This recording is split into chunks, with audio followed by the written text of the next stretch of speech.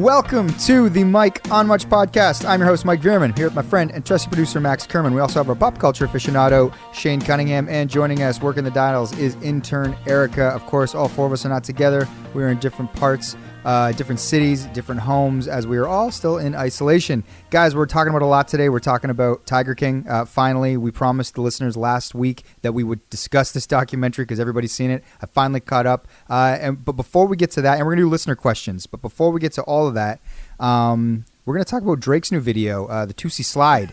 He came out with a song a couple days ago. Maybe it was yesterday, Saturday, or Friday night. I'm not sure. But Mike, you executed the name so well. I just wanted to say. Oh, thank you. Before we started rolling, so you're like, how do you pronounce it? Is it Tootsie? Because I thought it was the Tootsie, like a Tootsie Roll slide. But you got it. You nailed it. Yeah, because sometimes, when you read words, you only read the first bit of the word and the last bit of the word. But it's like, I was like, is it Tootsie or is it Toosie? So I'm glad I said it right. The Toosie Slide. He shot this video at his estate here in Toronto. He released it with the song. There's a dance that goes along with it. It feels like this thing's gone pretty viral. It's funny because we just spoke on the last episode about artists either putting out new music, holding back music. But it seems like for Drake, this was a huge win. Do you guys like the song? What are your thoughts? Max, you brought it up, so maybe you should start. It's masterful. I think this is Drake's best work yet. And I'm not being sarcastic whatsoever. He was kind of silent when Corona hit North America because he had been hanging out with Kevin Durant, and it was pretty quickly revealed that KD had coronavirus. And there was pictures of the two of them hanging out 3 days before that. So people were like, does Drake have it? Where's Drake? No one's seen or heard from Drake. But whether he had it or not, he hasn't mentioned it. And do you know the way he kind of leaked the song before it even dropped on the Friday? Have you been following this? I think you sent the thing to the group. Did he have someone do the dance? So there's a guy, I think his name's Toosie, who's like a TikTok dancer from Atlanta, who just started to dance to a 20-second clip of the song on TikTok. And it's it's not like a highly produced video. It's just them dancing in their kitchen. These are really cool looking dudes from Atlanta. But the key lyrics in the song are all there. There's a good lyric about the Rolling Stone reference and a Michael Jackson reference in the chorus hook. And so I remember listening to it for the first time. I was like, holy shit, I love this song immediately. And the fact that everybody is at home just making TikTok videos right now is the best way to put out a song. That's number one, because it's he is very aware that all of kind of youth culture and a lot of hip hop culture is living and taking off in TikTok world. So to be able to name a song after a TikTok dancer with a dance that everybody just knows immediately is so fucking savvy. And Drake is obviously a cool guy, but he's also a tryhard. And just to think about him going, okay, the next time I put out a song, knowing that every number one hit in pop on the pop charts in America is a TikTok hit, I'm just going to serve up a very easy dance routine that everyone and their grandmother can do. And that's how I'm going to debut the song. And I'm going to name it after a TikTok dancer. And then the next part of it, which makes it even more genius, is that how do you make any good-looking piece of content? What are you laughing about, Shane? It would appear, Max, like you appreciate this more for its marketing prowess than even the song itself. You haven't really mentioned anything about what's good about the song besides how marketable it is. No. The song is also awesome. The song is very good. No. And that is the first thing that made... No, I didn't talk about the song. I said I love the hook, the Michael Jackson lyric, the Mick Jagger reference. I think the song itself is some of his best work. But I'm just saying it is the most Drake-like move to make the most out of this moment that we're in right now. Okay, but what do you like better about it? How genius the marketing was or the song itself? Equal. That's how good this thing is. So... Fast forward, he says, I'm dropping the song on Friday. He drops it with a video. We're in this era right now where there's no good-looking content available, period. Every late show host that usually has a beautiful set and 15 writers and all the bells and whistles, none of that is happening. But who's the only person in the world right now that can have a world-class looking product in quarantine? It's fucking Drake. It's just an episode of MTV Cribs. And it's just his buddy. It's a one shot, 1917 style. And then he does the dance in it. And then at the end, the biggest flex of all, he lights off fireworks in his backyard, and it's definitely shot in real time. And I don't know, I just think that he did it. He executed it perfectly. So shouts to Drake. Someone hasn't been watching WrestleMania. Shane, are you a wrestling fan? No, but Burchell got me. You might have to beep that. Okay, my friend the Nut hooked me up with special access to the WWE, and he was like, "Hey, check this out. You might like it." He actually just said, "Do you want to see WrestleMania?" And I had a curiosity about it because he was saying they have no audience right now, so they're doing like one of the biggest events in the world, except with nothing. So I wanted to see how a ring match would look just with the wrestlers wrestling to dead silence. And it was hilarious. Like, I'm telling you, like, I was tears were streaming down my face because... Intentionally hilarious? No, but it's just, it's so awkward. I recorded some audio from it just because I thought it was funny, because normally the wrestlers are kind of talking to each other, but it's muffled under the cheers of the fans. But with this, every little word they said, you could hear. It's like the equivalent if you watch basketball and a player misses a shot, you could hear like, fuck. It's like you could hear all that shit so clear. And the wrestlers have to talk like twice as much to fill in pauses. And also, they usually communicate secretly to each other over the crowd roar about what move they're going to do next. But all that stuff is lost, so it just looks extra fake because you can see them kind of working together all the more. But yeah, I'll just play a little bit just so you can like audibly get the vibe of it. I put it into my Avid here, so. And again, Rollins measures Owens and slams him into the barricade. Let's go. Wait. Sorry, this is the best part here. Let's go. You're making this too easy, Kevin. Come on, Kev. One. Come on. Failure your whole career. A disappointment. What are your kids gonna think, Kevin? Four. This is happening during the match? This is the match. So this is the vibe. Sorry, let me just get this. So this is the vibe of the entire match. And he starts making fun of his family and his kids. And in WWE, I've never noticed this before, but saying bitch is a really popular term. It's like, you fat bitch. And he just calls him a fat bitch. And he's like, you're a bitch. And he's like, you think you're Messiah? You think you're God? Who's God now? And it's just the weirdest dialogue that you'd never really even actively listen to, because it's usually just you're watching the action, but the dialogue's like at least 80% of it now. And then they did something, apparently, Burchell said they've never done this before, but The Undertaker, I guess, came out of retirement to fight a guy, but they wanted to make it a little bit different, so they had him go to like a set, like it was almost like the set of Pretty Little Liars if they were at a graveyard, and they filmed it with like film cameras. So normally a wrestling match is done in real time. It's kind of like Saturday Night Live, where it's all happening and there's that element of danger and tension because you know that there's a chance that one of the performers could screw up. And I think that's kind of a key element that makes it exciting. But in this case, they shot it like a movie. So even though, let's just say the match went 10 minutes, which I think it did last about 10 minutes, they shoot it over an 8-hour period and edit it together so they can do a million takes and their acting performances can be honed. Not that they're good actors at all, because they're not. It was like watching stuntmen try to act. It was like just a really silly movie, and all the magic that I think excites people for WWE was kind of lost. Although Burchell told me this was one of the most critically acclaimed things they've ever done, which in some ways is just funny in itself. It was just so awkward and uncomfortable and fascinating and funny. Like at one point, The Undertaker is surrounded by 6 henchmen, and he just punches them all in the face and then they all fall on the ground. But 1 minute later, they've just disappeared, like Power Rangers, where the putties are just being disposed of with one punch.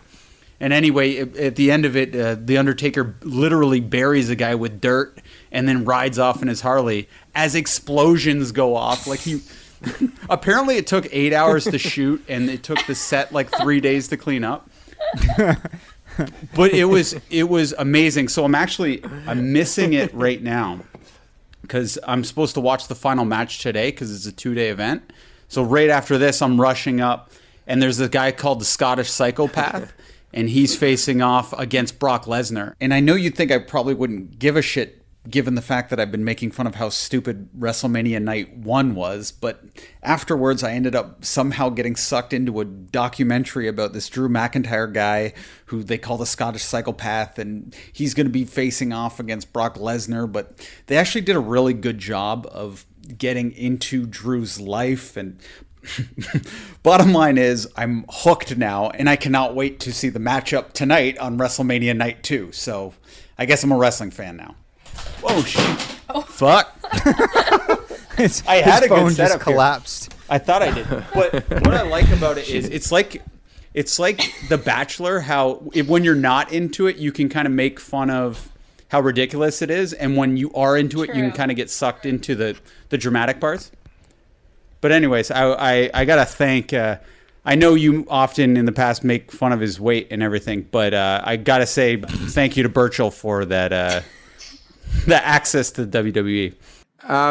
Speaking of that, though, it's interesting to see these shows that are typically filmed in front of an audience like try to do it. And I'm a big fan of Seth Meyers, and he has that segment. What's the segment called? Like, Are You Kidding Me? Or Really? No, it's called Really. Are you? Yeah, really. With Amy Poehler. With Amy Poehler. And so, yeah, this is actually an interesting thing you're getting at, though, Shane, is that there's a bunch of programs, entertainment out there that is trying to do their show, but without an audience. And it's interesting to see what works and what doesn't. And I'm a big fan of Seth Meyers, but he's doing these monologues, specifically Really, which I generally like. And the premise is like, really? You really thought this was a good idea? And he's usually like critiquing some politician or something. But he does it from home. And I just caught a bit of it without a studio audience, obviously. And it's just not that good. Like it's interesting like how much some of these shows really rely on the late night laughs. Like, have you guys seen that at all? Oh yeah. Well, I haven't seen that, but I've watched sitcoms where they've taken the laugh track out, and it's just so uncomfortable. Like vibe is such a real thing. Like vibe matters.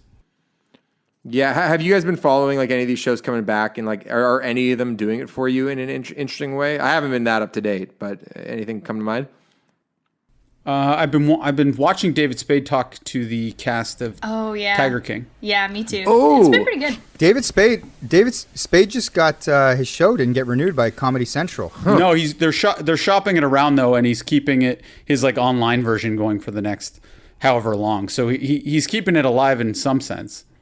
Yeah, I guess I read like it was like it's a kind of an interesting way that they're doing it. So I guess they had till June to decide, and then Comedy Central's like, we're not going to air your show, but we like you so much, we're going to try and help you sell it to like Hulu or somebody. So I guess they'll have to wait and see in June if Comedy Central's able to help him sell it to somebody else, which is kind of a weird place to be for all of his writers. That's like your boyfriend breaking up with you and going like, hey, I don't want to date you, but I'm going to hook you up with one of my friends. I still think you're great. Okay, just not for me. Like I don't want really anything to do with you, but like I'm gonna hook you up with a good dude. They must have seen the ratings and been like, these are shit. It'll be amazing if someone else picks him up because he's an easy competitor, right? Totally. Yeah, that's true. Erica, what did you think of Drake? You guys, I really have no opinion on this. I do think it was a genius rollout, and I don't know. I'm not a big Drake fan, but it seems like everyone is on TikTok now. Like even like my least suspecting friends I would never think would join TikTok are on TikTok now. Are they just doing dances though, or like comedy bits? Like what are they doing? Mostly dances, yeah. And actually, I was talking to my sister today, who's 16, and hers is more like. Do you guys remember that app Vine? Yeah, of course. her and her friends use it more sort of like Vine with like with comedy bits and that kind of stuff. But my friends have been doing more like dances. I don't know. It's all over the place. I really still don't understand it.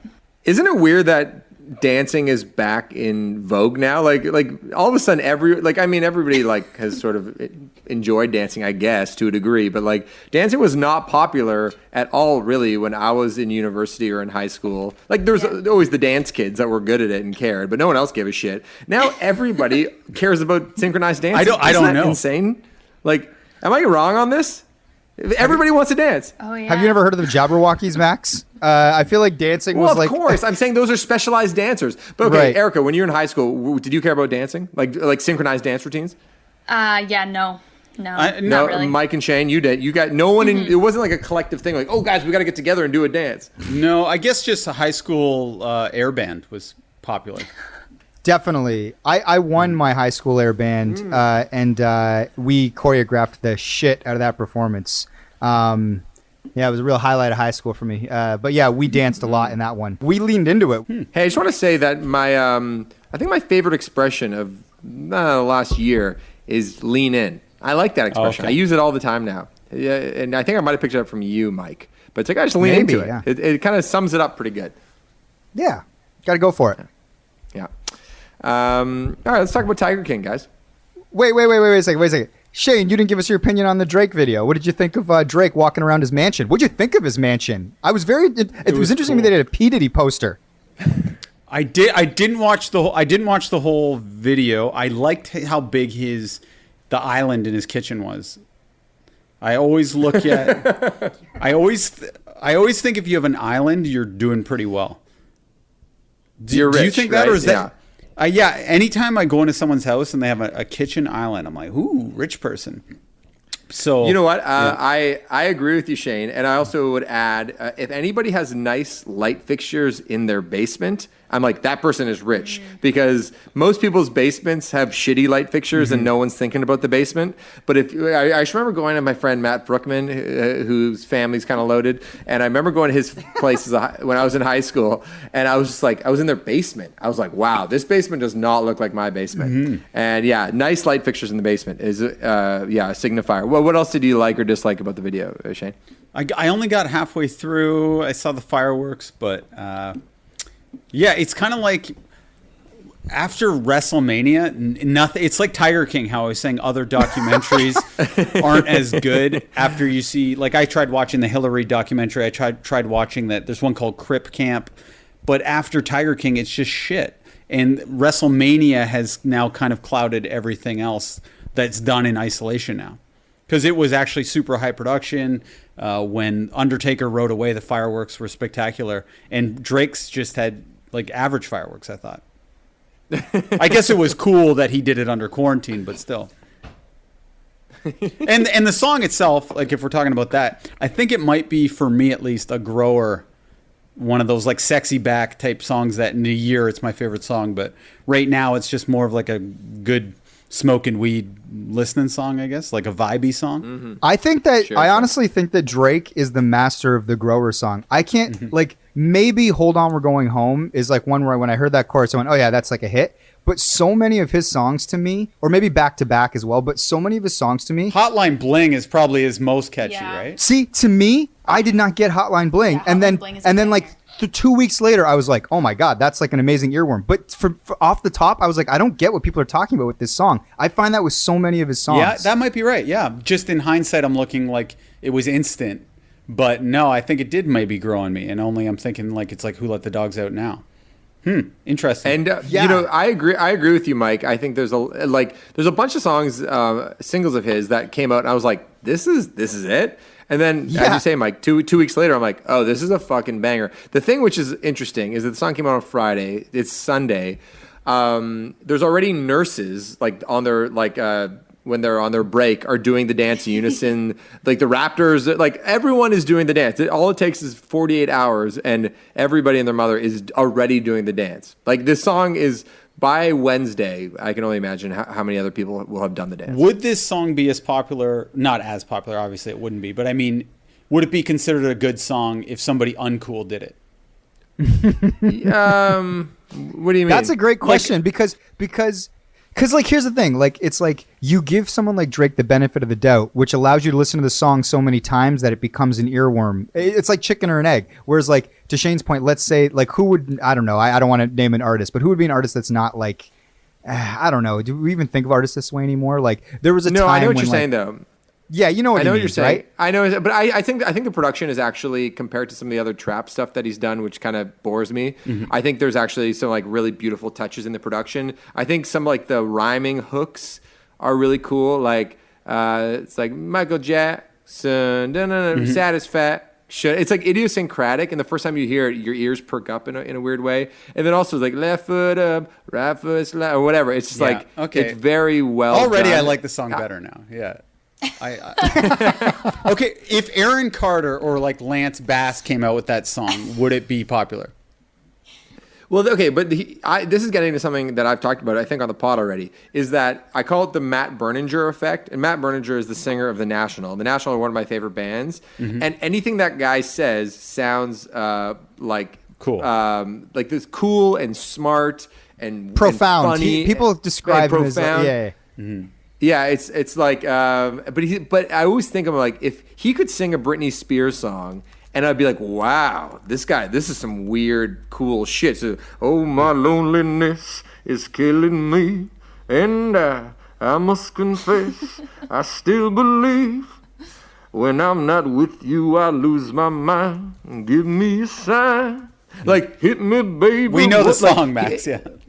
No, but I'm going for the full national version. Right. But I think, I mean, like anything, the context of who the person performing is like very central. Probably makes up 86% of the listener's idea of who the vessel is. Right. Yeah. I just wonder with the blindfold test if it's a good song. But when you just sang it back, it did seem like a catchy song. It's already like a hit to me now.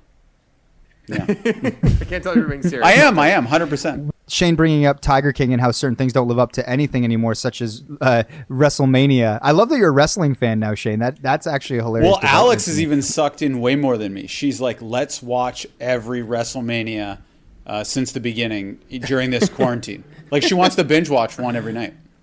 Were you guys wrestling fans when you were kids? I think everyone I was. was into wrestling.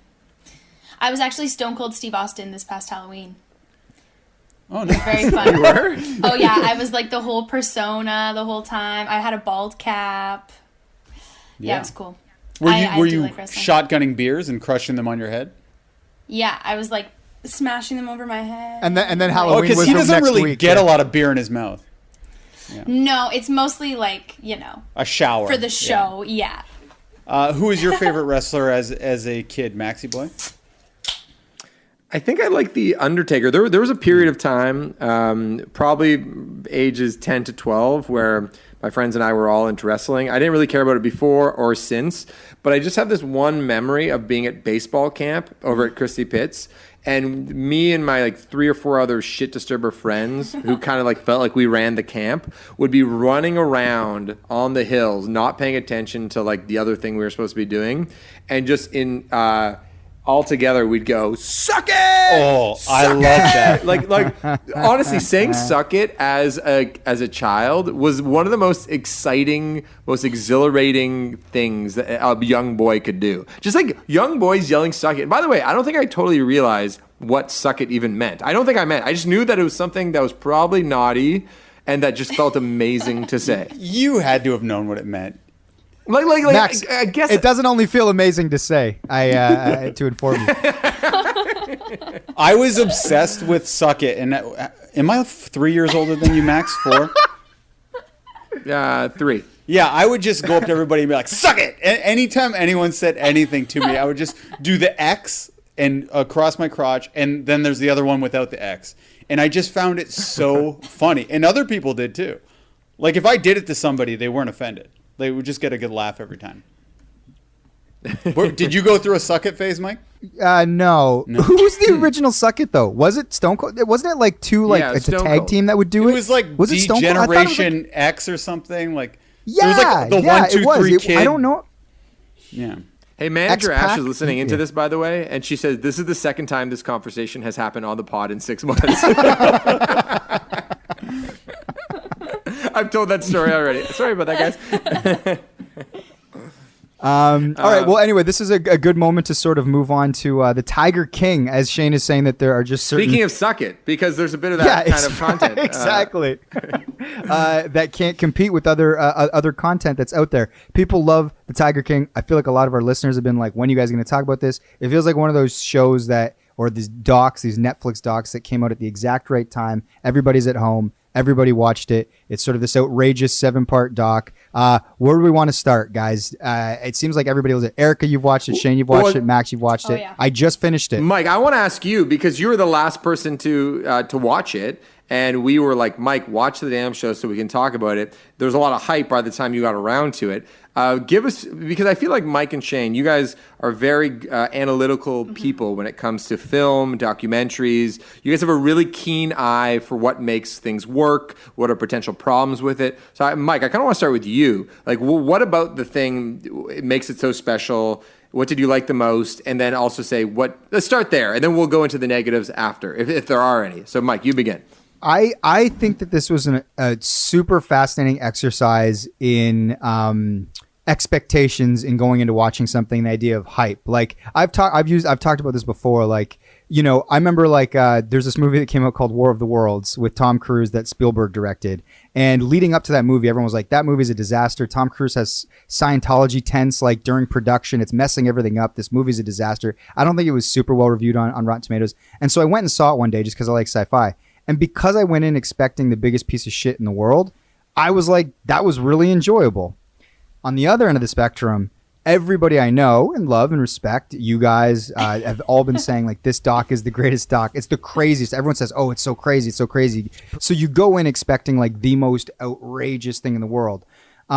I think that this doc is amazing for everyone that caught it on that first run where nothing was spoiled. Twitter wasn't talking about how Joe Exotic is so crazy this. I saw so many tweets out of context where it's like, oh, I see you, Carol. You killed your husband. So when you start hearing like those things trickle through, like Joe's in some polygamous homosexual marriage, and then Carol's a husband killer, I'm like, this doc, okay, let's get into it. Then you start getting into it, and it's like, with everything sort of like trickled out spoiled, and then everyone's saying it was going to blow my mind, it was just adequately like, okay, yeah, these are just kind of like shitty people doing weird things, living their lives. And I guess it is crazy, but it wasn't like, I need to go to the next one. I found myself sort of watching it just so I could talk about it with you guys. So that was my experience. But again, what about Doc Antle? Doc's interesting. I mean, here's the thing.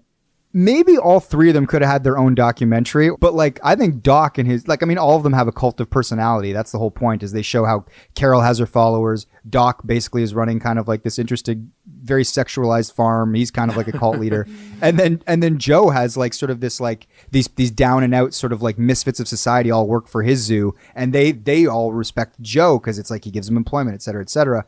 But Doc I found very fascinating. Like I said, I could have watched a documentary just on Doc. Were you surprised that Doc was such a ladies' man? Of course, but not like, I'm not as surprised as, you know, you watch, how many docs have we seen about like cults, right? And then you find out the leader ends up, he's sleeping with everybody. Matt Fruckman said, Doc Antle is just Will Ferrell going method. And I totally agree. All I could think about was Will Ferrell when I was watching Doc Antle. By the way, his name is Bhagavan or Doc Antle, just the names that he's given himself. Actually, between Joe Exotic changed his name about 4 different times throughout the thing. He kept on taking like the last name of his partners, and then obviously he changed his name to Exotic. His real last name is this like funny Dutch name that's hard to pronounce. And then Doc Antle. It's like, what are we talking about? Like these guys are so much like the star of their own little universe.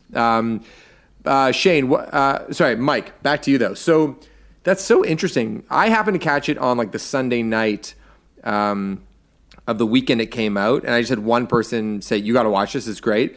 Because the first episode to me was insane, and the second episode just gets crazier. So I was like, I think it just kind of reaffirms this idea: the less you know, the better about anything. So not anything. Well, but, that's honestly what I was thinking as I was watching it. Was I was like, if you don't know anything about this, the escalation, like the experience of how this doc unravels and reveals itself and escalates episode to episode, probably was a lot more fun than me waiting for like, I don't know. I didn't know what I thought was going to happen, but like something so crazy that you couldn't turn away. And if anything, it just kind of kept meeting where I might have thought it was going to go. Yeah, but I imagine for all you guys watching it on the Sunday or within that first 48 hours, it's like almost like remember when Making a Murderer came out with what's that dude's name who's still in jail, I believe. And it was like Danica and I, you got it. Danica and I couldn't stop. It was like 10 parts and it was just like you kept going, you couldn't not. I imagine that if we had caught Tiger King in that first 48, I would have been in the exact same way. So I get it, and I think it's good. It's just hard to live up to that much hype. Like everybody's talking about this fucking thing. What do you think about like just the way it was executed in the storytelling? Yeah, I mean, well, in some ways, I'm like these docu-series are kind of interesting because, like I said, like we end up kind of jumping. We get 3 stories really, and then all of a sudden they bring in who's the guy that is it Joe? No, Joe Exotic. Who's the guy that basically stole the zoo from Joe that came in late and then framed him? Was it Jeff? Thank you. Yeah. So then we kind of get Jeff in this late third act. So it's like we kind of bounce around all over the place, which is fine. You're kind of into it. It's like a docuseries. But in some ways, I'm like, I would rather have saw just a really tight, focused doc on Joe Exotic or a doc on Carol and the murder of her husband. And then like Shane said, like maybe there's a doc about Doc that is actually super interesting, but maybe he's not interesting enough to float his own documentary. So he's kind of a throw in there. He's almost like to add color. And then I guess just to support the idea that these people have their own little universes where they have their sort of followers and they create these sort of like compounds and they employ people that become almost fall under their spell. And that happened for all 3 of these people, Carol and Doc and Joe. But then, yeah, like the late addition of Jeff and then him sort of swindling, and there was a lot going on, which I think people like. But sometimes for like a doc, I'd almost be like, pick one of these stories and then have a bit of color. But they were kind of all over the place. But again, like the way that people watch docs now are way different. It's not like you're watching a 2-hour documentary on one subject. Like this is almost 7 hours, right? So people kind of want to go on that journey. Shaney, what did you think about the way that they made this? Oh, I thought it was awesome. And I do think they had a main character. I think Joe Exotic was the main character. And you had to include everyone else because everyone else is a part of his life, right? Like, how do you tell Joe's story and not go into Carol's whole story? Jeff and Carol make sense to the story. I just don't know why we went into the Doc's story, unless it was just trying to show what it was like to be a tiger owner. You know what I mean? Like, I didn't really understand how he connected. Well, I think because they're trying to show the juxtaposition and here's how Joe runs his and here's how someone else can run it. Well, and Doc's just so fascinating. I think it'd be weird if you just had him, like if I was watching it and he was just like a talking head, I'd be like, I want to go into this guy's life. I'm so curious to how he runs his zoo. And they just everything I wanted to happen happened. I almost wanted more of Doc's story. Like, you know, they had that woman there where she's like, yeah, and then like I was thinking about having sex with him, and then I had sex with him, and he had sex with almost everyone there. And then you have all these women in this cheetah print and all these posters or these calendars that he's making. I'm like, that guy should have his own doc. If you know what I mean? It's like it was almost like he was a throw in to that story to make the 7 hours work. But again, like none of it where I was like, you know, keep it moving. I was just like, yeah, a little bit like, why are we going to this guy? What does he have to do with Joe's story other than just sort of saying, oh yeah, I've dealt with Joe and Joe's a crazy guy and this is how I run my shit, you know? Mm-hmm. But he was kind of an ally. He was an ally to, he really liked Joe, right? Well, their mutual hate for Carol, I feel like, where they felt like she was a phony, is like they felt like she was very sanctimonious and sort of like, no, big cat rescue, and they're like, she's doing the same bullshit that we're doing, and so it's almost like, you know, the enemy of my enemy is my friend, or whatever the hell that yeah, that's right. Well, and I think Doc's inclusion too is to show that when the tigers get too big, they just get rid of them by any means necessary, and just to investigate that. I think it's ripe for a spinoff, though. I think this is like the next thing that should probably happen because you're totally right. The Doc Antle character, I was waiting to come around a little bit because Carol and Joe get tied up in like at the end with, obviously, spoiler alert, Joe getting sent to sent to jail.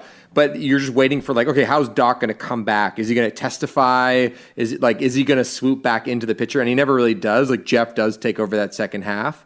But I think, yeah, you're totally right. Jeff could be, Doc Antle could have his own documentary. One thing that I like, though, is for somebody with like a relatively short attention span who doesn't necessarily have the patience to sit through like every little detail about a person. Like, whenever I hear about who's the documentary maker who does all like the Vietnam War stuff and like the history of baseball, what's his name? Yeah, Ken Burns.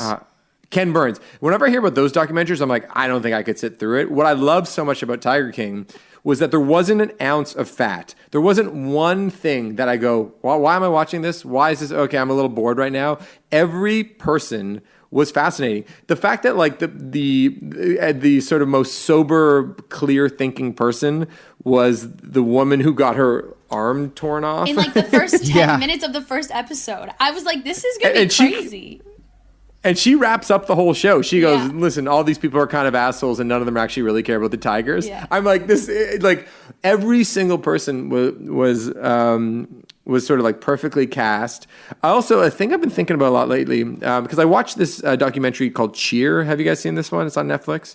Have you heard about this? I've heard about it. Never saw it. It's really good. It's basically Friday Night Lights, but for cheerleading. So it takes place at this junior college in Texas, and they recruit all these kids from kind of tough situations from across America, and they are the best cheerleading squad in the country, and they go compete in the finals at Daytona Beach. So it's all about kind of like building towards Daytona. Anyway, great documentary. I highly recommend you check it out. But one of the things that they do is in talking to the kids, they'll go interview them like in their bedrooms, and the kids are kind of like sitting on the bed and kind of positioned in a very casual way. And I know you guys have to do interviews, and I know, Erica, you do doc stuff with MLSC.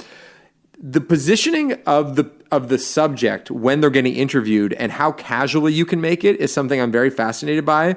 And in the context of Tiger King, the fact that Joe's husband is shirtless all the time and is showing his nipples pierced, I'm just Couldn't stop thinking about that.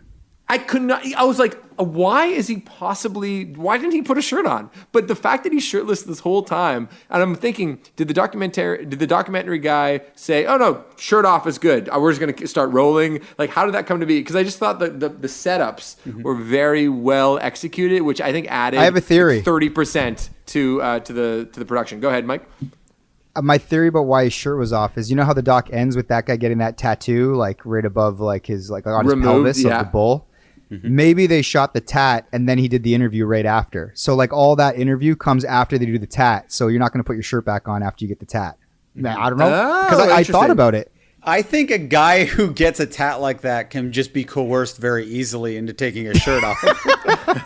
Just like, hey, we just want you to be you. They do that thing too where they mention like one of the effects of meth use is losing your teeth, and then they just cut to a shot of him smiling like with his like sort of toothless, and that, but he doesn't have anything to, and it's just like little things like that get splashed in, and you're just like, okay, we understand, more than the implication if they're just outright saying it. But yeah, I don't know why. I think Shane's right. I mean, a dude like that's probably just more comfortable taking his shirt off. But maybe the guy making the doc is like, just take the shirt off. I don't know. Do you slightly I've done a lot of suggest it, or do you stuff just like that? Like, I would be like, okay, we want to just catch you in your natural, like how you just are at home. Like, we want this to be a very casual interview.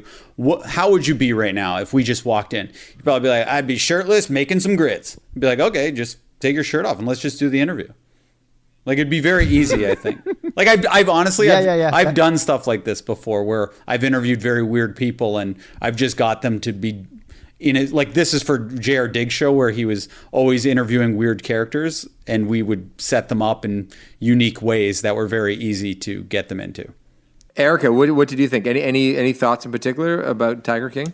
Yeah, I loved it, and I saw it sort of in the same window of time that you did, Max, and I thought it was like hilarious and captivating and all this stuff, but I've read a lot about it since, and a lot of characters in it have sort of come out and say like they don't agree with what the filmmakers did. The filmmakers skewed things, and obviously you hear these things about every documentary, but I don't know, do you guys like what do you think the line is of like exploiting people for like entertainment purposes, and what is kind of okay. And I mean, like, I guess at the end of the day, this doc did have like a greater good, which was to like, you know, showcase potential animal abuse. I guess that's probably at least what the filmmaker's mindset was. But like, how much, like, these poor people, a lot of them were like, you know, impoverished and were sort of trapped, especially the ones at GW Farm. And I don't know, I've sort of just been wrestling with that now, because now they're all like getting torn apart online. I feel kind of bad. They don't really have,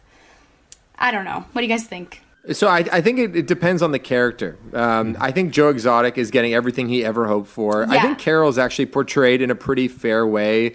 Doc Antle, I don't really have any compassion for. I think he's a hilarious character and loves being the center of attention. The people who I have a little bit of sympathy for are like the workers on Joe's farm. I think his husband, who's no longer his husband, his new boy, just like those people that feel like, you know, it was very open. Like he basically recruited people who had drug addiction and had no money to work on his farm, and then they're in front of the camera. So that would be the line where I'm like, okay, these people are kind of in no position to, you know, to probably make choices that will be beneficial to the long-term interest of their own life. And so that's the part where I feel a little funny about it, especially like knowing that you feel like they're going to get hurt by this doc. I don't think get hurt. I just think maybe during filming, and I just think maybe they didn't understand what they were signing up for, and maybe even the directors didn't even know that the doc was going to be so big and so successful and like so crazy online. But like, I don't know. I guess if they all, but like that one scene at the end where the one zookeeper is like clearly wasted or fucked up in his house, like that was so sad. I was like, you should not be filming a person like that. And at the end of the day, even if you do get footage of it, it should not be in your doc. Like, or at least this person should have the opportunity to consent to it being in your doc. You know what I mean? Mm-hmm. I don't know. Yeah, when people are totally out of it. Yeah. Did you hear I haven't heard any word that guy didn't appreciate the doc. I've only heard Carol didn't appreciate the doc. Who else did you hear? Well, actually, so his ex-husband, who got the tattoo covered up, was one of the people Dave Spade interviewed, and he seemed very unhappy with the filmmakers in the Dave Spade interview, and he said that the directors asked him to take his shirt off for that interview part, and he just seemed he sort of his life seems like it's really changed since the filming. He's like with a woman now. I think it might be like the mother of his child, but like, I don't know. He just seemed not happy about it. I don't know. It's just, I just feel like at this point, all the memes and all the jokes are just so invasive of these like poor people. I don't know. Mm-hmm. You know? Yeah, I don't know. Yeah. I think his main problem was he actually provided them picture of him with his teeth fixed too, and they kind of really like made everyone was making fun of the fact that guy only had 3 teeth when they could have easily shown an updated photo or done a little blurb about how he's switched his life around. But obviously they made the choice not to, and I think he was a little hurt by that in hindsight. Yeah, it's always interesting whenever you kind of like have documentaries that, I mean, is this a true crime documentary? I mean, I guess Joe allegedly was going to hire someone to murder Carol, though it looks like Jeff set him up. And then, I mean, I guess obviously there's the question of whether Carol had killed her husband. That's a crime. And then there's the animal abuse. And none of it really ever gets solved. I mean, Joe obviously is in jail, spoiler alert, for the next 22 years because they either, you know, they bought the murder for hire plot or the sort of like the things that he did on at his zoo. But I'm just like, I'm always interested in like, at what point is a documentary, especially with people who maybe don't have much money or aren't super sort of aware of the construct of how these things work, is it like exploitative for us to all just sort of like watch and be like, look at these poor shitty people. And not all of them are shitty. Like a lot of them are just people trying to like work jobs and kind of get caught up in the orbit of like sort of like a narcissist like Joe Exotic or Doc Antle, whatever Carol's thing is, what it is. But every time I watch these things, I definitely have those thoughts where I go like, I don't know if these people know what they're getting into. They clearly signed the release. The people that make the documentaries are usually very savvy. There was actually the character in there that was documenting all of Joe Exotic stuff that was very much like, yeah, you signed this shit. I own all this footage. That kind of almost is an interesting like microcosm of probably what went on for this doc on Netflix. But who are the poor people here? Like we have Joe Exotic who wants to be on camera. Carol, who just didn't want her hypocrisy to be exposed. We have Doc Antle, who's doing very well for himself. He's not a poor person, and he obviously wouldn't like. It's the way like he's the people portrayed. that orbit. Yeah, but those So, like, those who- were just the talking heads, kind of like talking to camera, and I don't think those people came. But like, off. so like, who was Joe's second husband, like in the polygamous relationship, the guy that killed himself accidentally? You know, they're interviewing his mom. They've got like the funeral. I mean, again, like, and she's sitting there saying like, "Oh, Joe," like watching her talk on camera was difficult to watch for many reasons. She didn't seem well in a lot of ways. They seem like very poor people. So like when you go, well, how does Joe end up in a relationship with two men that are ostensibly straight, but they're sort of, it's because Joe's taking care of them. He's paying for their way. And so you're sort of revealing this story. And I always wonder sometimes, like, you know, like for the husband to talk on camera, the one that has the bull tattoo and he's missing the teeth, he clearly is trying to tell a certain story, and then the story will be told maybe very truly by the people that are making the documentary, and then he watches it and then he doesn't like the way that it's told.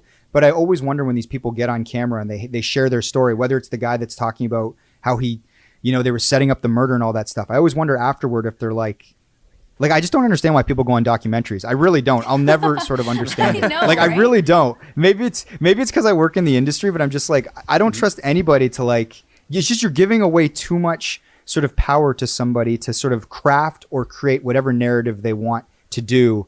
And it's like, for these people, you know, Joe Exotic wants to be famous, but to Erica's point, if these other people are getting sort of like harassed online or made fun of, or there's memes of them and they're sort of like the way that they look because they look a certain way, it's unfortunate. But again, like, everybody's adults and they're all sort of agreeing to go on And camera. I guess So at it the is end what of it the is. day- Yeah. Yeah, you know, I think I remember asking Michael Lewis this question. Michael Lewis is one of the best storytellers of, you know, modern life, and he said, because I asked him, I was like, do you get people mad at you for telling their stories? Like, so, and he talks a lot about, like, you know, the financial world and the world of economics, and, you know, he wrote The Blind Side and Moneyball and The Big Short, and he said, oh, every single book I've written, people in the book have been mad at me. Yeah. Like, that sort of goes with the territory for sure. What I think the point that I was getting at is that I have more compassion, like, for the sort of sad sack, drug-addled person who, like, it never knew they're signing up for national fame, and now and they're just being portrayed as, you know, somebody who's made a lot of bad decisions and their whole life is out there. And so that's who I have compassion for. When it comes to, like, some, like, rich CEO or Wall Street banker being like, yo, bro, Michael Lewis, you made me look like a jackass and selfish. I'm like, I don't really care about you, really, in the same way I care about somebody else. If we're comparing the, like, kind of two different categories is all. So, like, cautionary tales, they're not, the juice isn't worth the squeeze because you're hurting those people that are involved in If it. it's done in a thoughtful way, I think there's lots of cautionary tale documentaries about people who, you know, there's how many documentaries on Netflix right now that are about, you know, the opioid epidemic, or, you know, people that are really struggling. I think those documentaries are out there and really helpful. Yeah. This one has such But a if they're not comedic tone. It's salacious. Yeah, it's like, it's the reason people like it is because it's like it's like a Danny McBride mockumentary more than a documentary, and so people find it so it's almost like we're laughing at it along as opposed to it being sort of like this focused sort of look on addiction or cult mentality or why we follow certain leaders and all that stuff. It's more just like, these people are fucking nuts, which again, like, what I mean, you can't, if it's popular for a reason, so we can't really deny what we find entertaining, but it is something that I thought about while watching. Okay, on that note, I want to get to listener questions because we put out a call asking to do a little mailbag on today's pod, and a few people asked, and we'll start here, did you think Carol killed her husband?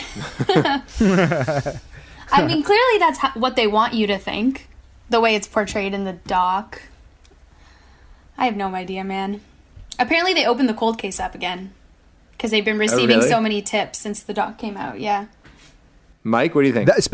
Speaking of Carol's husband, there's a guy that could have had his own doc, and I guess that was, I mean, to Shane's point, maybe this is the value in having the 7 episodes, is that I know more about that guy from that one episode that went into Carol's sort of back history, and that guy who was kind of a fascinating, weird character who was trying to move everything down to Costa Rica where there's no regulations with the big cats. Like, yeah, there was a lot of really interesting stuff going on in this doc. Do I think she killed her husband? I mean, let's put it this way. If I had to bet everything in my bank account on either yes or no, and there was a gun to my head, I'd probably bet yes. That's my answer. It's a good way to put it. Shane? I think it's pretty hard to get away with a murder. So I would say no, but I wouldn't bet on it. It's like how would you ever know? How would you ever say confidently? Carol's such. Everything she says sounds suspicious. And when she's happy, I don't trust it. When she's laughing, I don't trust it. You know, she has a very strange disposition. I don't know. What do you think, Max? I think Mike put it perfectly. I think like it's who knows, but put a gun to my head. Like she is a very calculated person. The way she sort of presented herself as this sort of like savior of big cats, when really it seems like, okay, what's the difference between what you're doing and what the other two guys are doing? Like, okay, I don't think anything as far as I could tell. She doesn't pay her staff anything. So even though Joe is recruiting people and paying them peanuts, she's just getting everyone to volunteer. Like she's super fucking smart, that's for sure. And then also to hear the testimonies of her ex-husband's kids and her, and sure, it's easy enough to hate the ex-wife. I totally get like that dynamic, but there's enough suspicious behavior, like talking to the ex-husband's lawyer or the deceased husband's lawyer, and just everyone kind of around that orbit being like, this woman's crazy. And just she definitely, if anybody could pull it off, I'm going to say Carol could. So I'm going to say yes. Erica, what do you think? I mean, yeah, I think if she didn't do it, she knows something. And she's not, yeah, you know, something sneaky's going on there. Maybe he did crash a self-piloted plane in the ocean on the way to Costa Rica. That's her theory. He was a shady character. He seemed very killable, like by multiple people. And that's, I actually agree with, like, that's why sort of his part of the doc was so interesting. It's like guys like that, like, you know, weird stuff happens anyway, but they certainly present Carol to be a very suspicious person where you can't help but be skewed to think like, oh yeah, I could see that. And then, you know, you have like, you have an easy means of disposal when you fucking own a big cat farm with a bunch of hungry tigers. It's truly a testament though to the documentary that so much crazy shit happened that like between Jeff and Joe and Doc and Carol, that I forgot about Carol's husband and what a crazy motherfucker that guy was. You know what I mean? Like, I was just like, oh yeah, that guy. He like left his wife to marry a 20-year-old. He'd go to Costa Rica to fuck all the women down there. He had all these different business ventures. Like he was like there should be a documentary on that guy, and I forgot about him. Right? Well, they went into another guy who was like the gang member who got into. He was like smuggling drugs and snakes and his whole story, and like he never gets mentioned. But that's a whole documentary. That guy. Yeah. Yeah, I love the hitman that was supposed to kill Carol. Didn't get paid enough, and then kind of forgot what happened. And turns out he went to South Carolina to get drunk with strippers instead of going to Florida, like or something. It's like crazy. Well, he only got paid $3,000, so he just bailed and took the money to party for a couple of days. And he doesn't remember it though either. Oh, he remembers. Come on, he's lying though. No, fair enough. Okay, Veronique, our old friend, who I've seen shout out. Walks. She's great. We have a similar walking schedule, and I'll run into her, but I stay 6 feet away. Frontline worker, shout out. She works at the hospital. That's right. Yes, big time shout out. So this is a good question.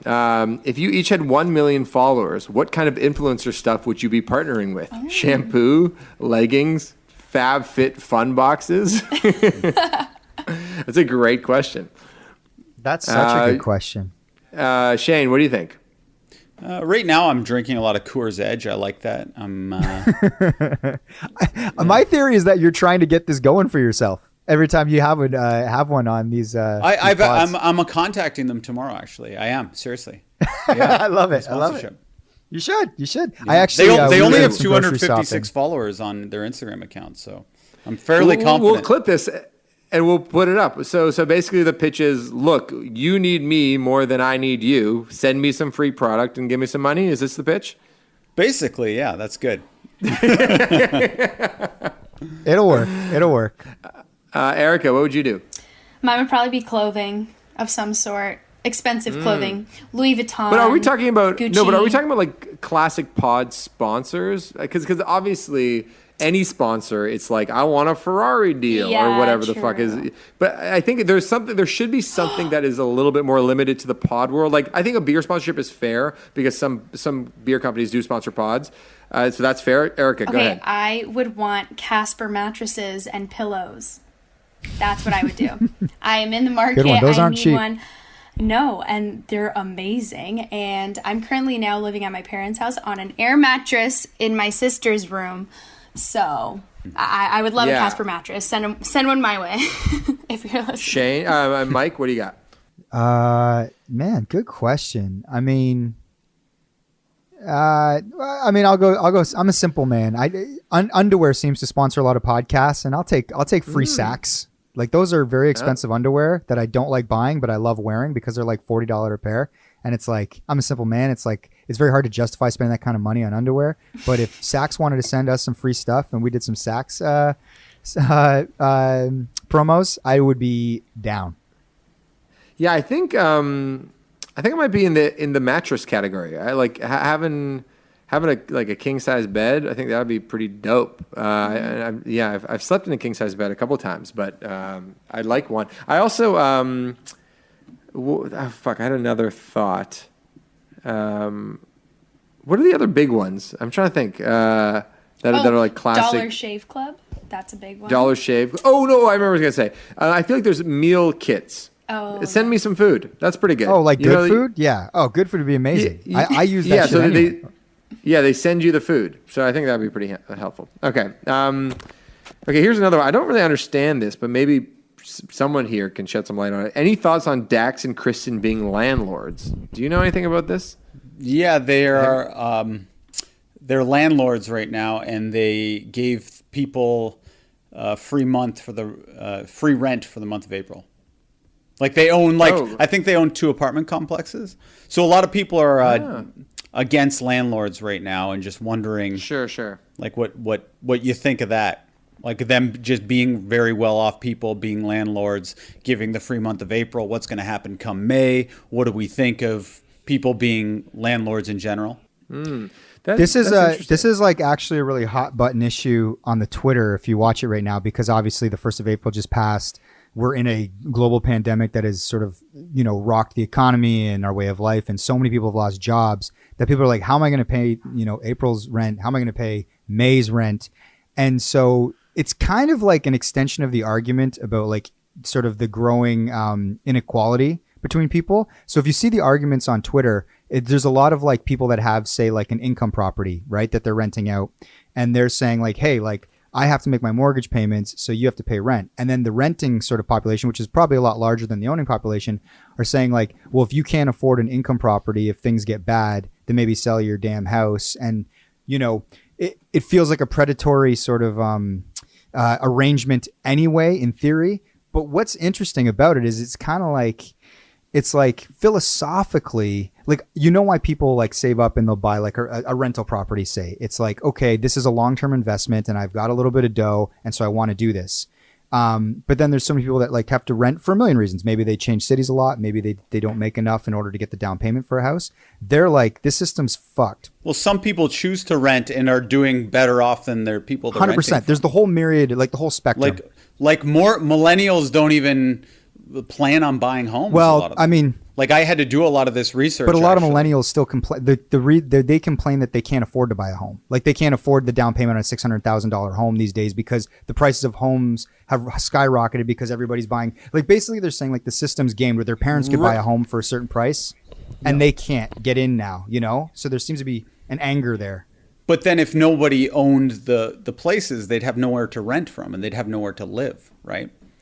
So philosophically, they would be able to afford a house if all of these people weren't buying up houses as rental properties. Because basically, if everybody's buying properties, then it skyrockets the price. Meaning, like, younger people can't get in at a lower income. So if people didn't own these homes, then they might be able to get in theoretically and buy a home for a reasonable price. So it's more about like the rising of inflation, the cost of homes, and just like the construct in general that people are angry at. And then now it's kind of affecting people. And the thing is, they probably shouldn't. I mean, it's like you can get angry at like the couple that owns a rental an income property, but really it's more about the companies that are incorporated that like won't give you a break on the rent. I don't know. It's a tough discussion. The bank, because it's as someone who owns a rental property, like the bank is my landlord, right? So I'm not one of these people who owns a property and is very well off. In fact, I'm house poor because of it. So I made an investment and I took a bit of a risk, because people think buying a house is a guaranteed, you're going to make your money back. But then the housing market crashes and all those people renting are very glad they didn't buy a house. What was the question that we were talking about again, though? Like, because Dax and Kristen, they gave rent relief to everyone in their apartment complexes because their source of income is acting. They're wealthy people; they can afford to do that. How did that come out, by the way? Was that a news story? I think they tried to release it as like an act of goodwill to kind of promote it, other people doing it, and then it kind of backfired because people were like, "Whoa, you're predatory landlords or something," like they own 2 apartment complexes. So yeah, there is like Mike is saying, there's a big backlash against it. But my advice is that the bank should just do a mortgage freeze. And then if I don't have to pay my mortgage for the person who's not paying their rent on my income property, then I can say, don't bother paying your rent. Because I anytime I see someone posting on Facebook like, oh, everyone renting from someone, let's do a strike. It's always the presumption is they're going against the man, and I'm not the man. I'm just the guy who thought it was a wise investment. Yeah, Pesca actually, my guy Mike Pesca, who does the Gist from Slate Magazine every single day. He did podcast last week on this movement about cancel rent, hashtag cancel rent. And he thinks it's like a little foolish and a little more complicated than people think right now. But I think an interesting thing that Dax is getting at, which was actually displayed in a New York Times article. Basically, there's like an Italian dude, 57-year-old guy. He used to work in like an auto body shop. Back in the 80s, he bought a couple apartment buildings in New York. He has like 300 tenants. And he's basically said to everybody, don't worry about rent this month. So it was a real act of kindness, and he's being applauded for it. And I think we're obviously in extraordinary times right now. And if you're in a position to be generous, you should just be generous. It's kind of like that simple. I think when it comes to capitalism as we know it, I mean, it's always been unfair, right? Like, I think we're probably at maybe one of the most fairest points in human history if we were to look back, for the course of human history. So I do think that it's funny that Dax and Kristen are being ridiculed for it because I think it's like they're probably just trying to lead the way in saying in a very gentle way, hey, if anybody else can afford to not take your tenant's rent this month, don't do it. And if you can't afford it, then you'll obviously have to work something out with your tenants, and it's a complicated thing. But I have no problem with people sort of publicizing that if it's going to encourage other good behavior in this funny time. Mm-hmm. By the way, Michaela, I think is her name, Michaela McPherson. She sent in like 6 really good questions, and I'm going to go to it because she had, I'll read a couple of them. Prediction time. How do you think COVID will impact the U.S. election campaign and outcome? Isn't it funny that nobody is talking really about the election right now? And we were in the midst of the Democratic primary. No one's talking about it now. It's like everyone sort of assumes Biden is going to be the Democratic nominee. But yeah, do you think prediction time? What do you think is going to happen come November? My bold prediction is they're going to push. I don't think there's going to be an election in November. I think that they're going to say we're still sorting this all out and we're going to roll it over. And Trump, I mean, Trump's been, his one thing is that he's been unconventional. He doesn't really give a shit what people think or what's not sort of like constitutional. He just sort of does what he thinks is right. And I wouldn't be surprised at all if he says, listen, like we're living in unprecedented times. We can't hold an election right now. We don't even know if it's safe for people to go out and vote in person. I don't know. So like my bet would be that they're going to try and push it, which would be radical and unprecedented, but that's my prediction. I agree. I wouldn't be surprised. Do you think, like, how freaky do you think that would be if that happened? Would that really freak you out? Or do you think it would be kind of like understood given everything?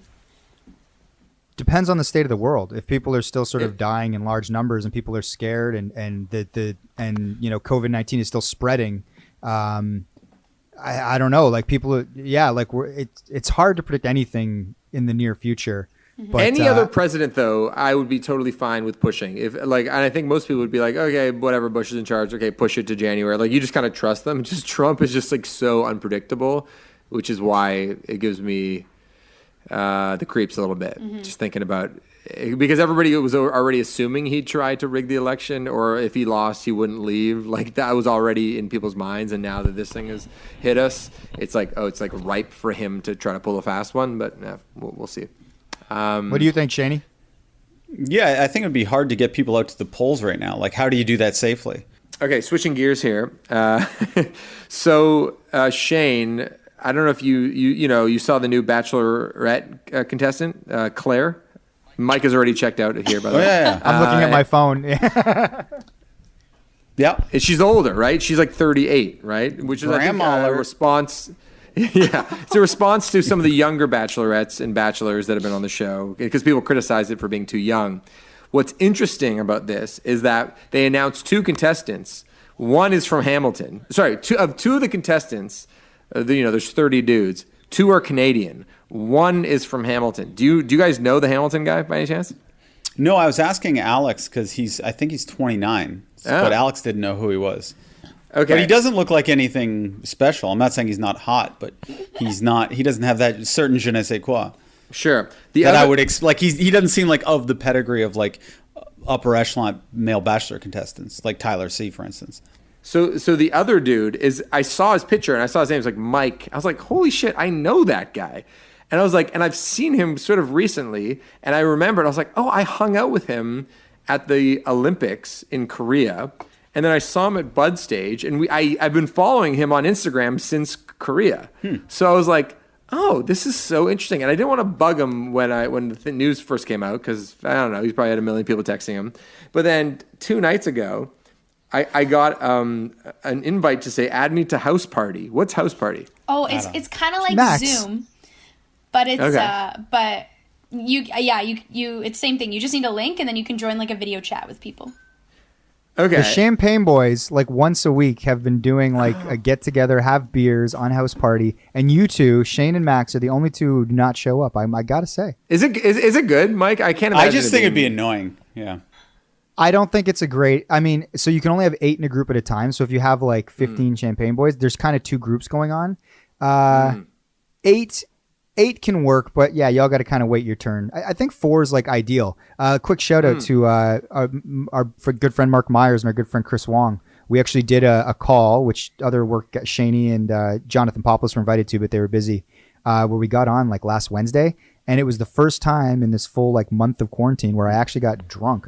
I drank like a half a magnum of wine just chatting with those guys. We were talking for like 2.5 hours, 3-man like conversation. We're just talking about like the state of our industry, where the future might go, like laughs, concerns. And it was just like a really good, it felt like we were at the pub, and yeah, it was just really nice to get drunk and like sort of shoot the shit with, guys that do the same work that we do. And have families, they got young kids. But anyway, so shout out to Mark and Chris. Back to The Bachelor. Sorry to derail, guys. I'll go back to Okay, no, that's good. Okay, so now I know what House Party is, and then I didn't respond to it because I thought it was a mistake. And then he responded a couple hours later. Oh, not sure how I sent this to you with the I don't know face. And I was like, no problem. More importantly, are you on The Bachelor or Bachelorette? And then he said, he's like, hi, I am pretty wild. My friend nominated me last fall, and when they called asking me to apply, I figured, why not? They postponed production, day of limos. So they were about to start the show when it all got postponed. So hopefully they'll have me back whenever I can go back to production, blah, blah, blah. And then he was like, I was like, I love The Bachelor. And he said, I've been watching the show since the beginning. So the pop culture lover in me finds the whole thing really fun. Judged everyone on the show, so it's a good lesson to say fuck it and be myself, and I don't care what Bachelor Nation says. And if Claire picks me, you have to write a song. And I was thinking, what if our Kells are the band on their date? Oh, that'd be which awesome. would be very exciting. Whoa. Yeah, and then so who knows? So anyway, I'm rooting for Mike, and I hope he's able to get Quick out question. of quarantine. For Max and Shane, are you guys slightly jealous that a Hamiltonian got on The Bachelor? Like do you guys, wouldn't you love to go on that show? I'd be very bad. I have no interest in going. But Shane, you think you'd be really good at it, right? Yeah, but they wouldn't have me just because they don't like people who are ironic and in on jokes. Like they try to get people who are totally devoid of any real sense of humor. Hey, okay. Last question for me, and then I want to send it over to Shane. Shane, I saw on your Instagram, speaking of The Bachelor, you were having a This Family Tree conversation with Alex, and she was very upset about you and your affection for Maddie. And then you said pregnancy mood swings are real. But Alex is also the most competitive person I've ever met. Do you think she'd actually react any differently if she wasn't pregnant? No, she'll always react that way. I was just giving her a bullshit. I was just giving her a bullshit out, man. Like anytime, like she gets jealous of TV. It's so uncomfortable to watch The Bachelor with her. The Bachelorette is way easier because it's me just saying all the same shit, but I'm talking about like hot guys or who my favorite dude is or who has the best body. But if you apply it to women, then all of a sudden she doesn't like it at all. She won't talk to me for a night. Like there'll actually be like huge problems in our relationship from watching that show. But sometimes I can't help it because she'll ask me. She's like, "Oh, because Madison's so beautiful, right? You just can't contain yourself." Well, it wasn't even that. I even told her. I said, "Listen, Maddie's face isn't as good as Hannah Ann's, but Maddie has a charm to her, right?" And I honestly liked. So I was just explaining out like, oh, I liked her charm, and and she was good at basketball, and I would like to play one-on-one with her. And then I kept going down this rabbit hole, and she's like, oh, you just want to play one-on-one with her because you love basketball, and I was like, actually, yeah, it is true, but it sounds like I'm trying to like grind up on her or something, and like Anyway, it got very, very emotional, and like that whole episode of the podcast. Alex cried, and it was just me digging deeper, I guess. But then I turned the tables on her, and I said, okay. Because what started the real making her upset was she listened into our podcast. She went upstairs. She was in a huff. She kept it quiet all night. And then the next morning she said, who do you think has a prettier face, me or Maddie? And I guess I paused too long or something, and then she's like, "You didn't even answer," and then she like started bawling.